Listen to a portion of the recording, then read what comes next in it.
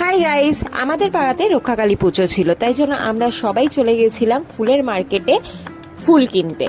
তো আমরা হাওড়াতে পৌঁছে গেছিলাম।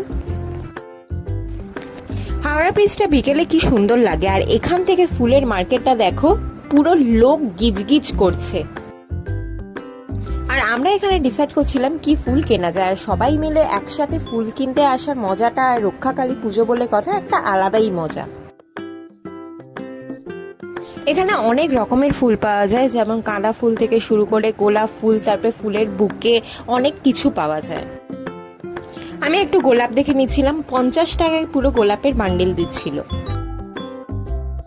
আর তোমরা যদি ঠাকুরের মুকুট নিতে চাও তাহলে ওরা তোমার চোখের সামনেই বানিয়ে দেবে।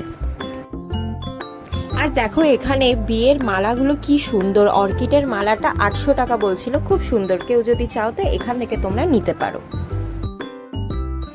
তারপর আমাদের ফুল কেনা কমপ্লিট করে আমরা চা খেয়ে তারপর বাড়ি ফিরলাম। টাটা।